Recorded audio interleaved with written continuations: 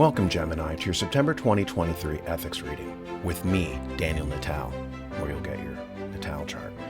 The theme this month is about kind of spiritual beginnings, spiritual renewals. You can start new projects at this time. It's a period of new beginnings. I am a big believer in the universe sending you messages this month. So I usually have my deck of ethics cards, and these are the greatest thoughts of the most illustrious thinkers, philosophers, ethicists in all of time. And I think that the universe can send you some messages this month regarding those new beginnings, regarding those new projects, those new initiatives that you might be embarking on. And I will shuffle the cards, and I will pick 3 at random.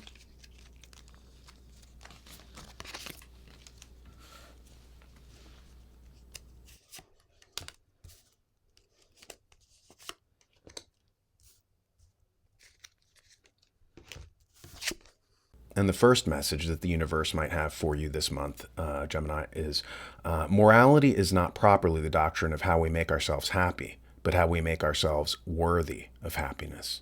Okay, so that's Immanuel Kant. Let's repeat that. Morality is not properly the doctrine of how we make ourselves happy, but how we make ourselves worthy of happiness. And that's a great point. When you are embarking on a new project or a new relationship, like say for instance, romance. Say for instance, you're going and you're meeting a new person. It's not about making yourself happy, but making yourself worthy of happiness. Like what ethical things you do for other people, where they say, oh, well, that person is a good person, they've done XYZ. I like that person. That person has done worthwhile things for me or for others or for their community. Then they kind of return the favor. Good kind of responds with good. Like attracts like.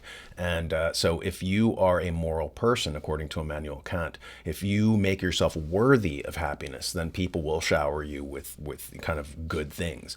But it requires you being the ethical person. To have a friend, you have to be a friend, right? So that's one of the messages to you. Another is, virtue is the golden mean between two vices, the one of excess and the other of defect. Aristotle. Let's repeat that. Virtue is the golden mean between two vices, the one of excess and the other of defect. This is a very famous precept in ethics, right?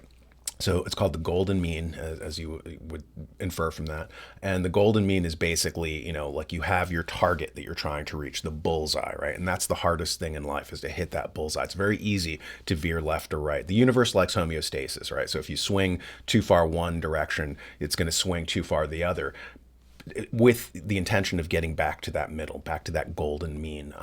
Like for instance, if your goal is truth, then the excess of that is going to be exaggeration. The defect is irony, right?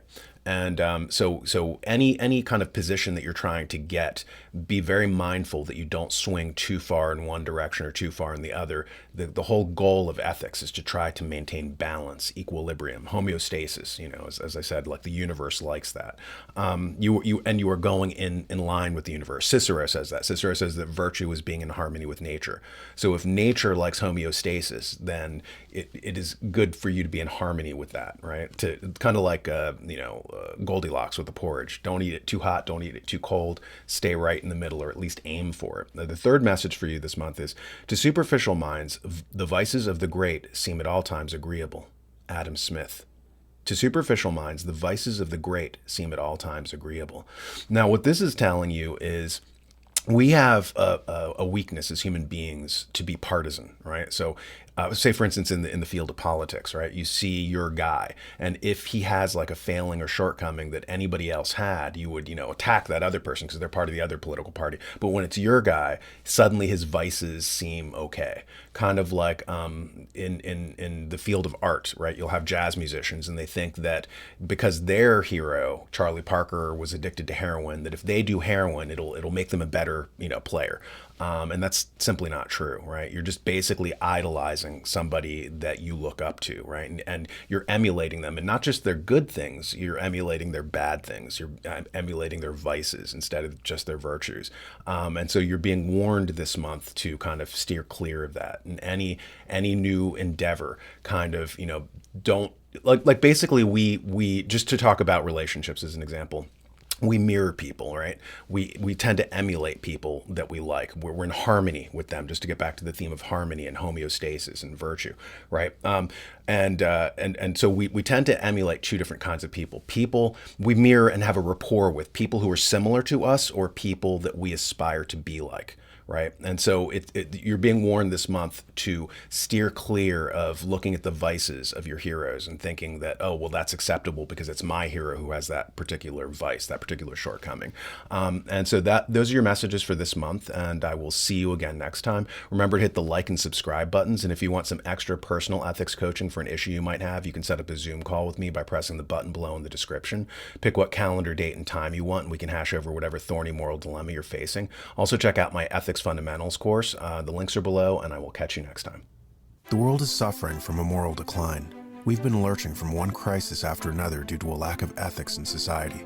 You can do your part now by considering ordering my ethics fundamentals courses for your children, or if you're a small business owner, using them as part of your onboarding process for new employees. Employees these days have horrible soft skills. Help them out by teaching them ethics. Businesses lose 7% in revenue due to employee theft. Train a more ethical workforce and save some of that money. According to the Ethics Center in Australia, a 10% increase in ethical behavior is associated with an increase of 2.7 to 6.6% in individual wages. Implementing ethical structures makes your company more investable as well. Make ethics a part of your business processes, or if you're a parent, part of your homeschooling curriculum. Go to www.actionableethics.com and press the button to order the course. Actionableethics.com. Order now.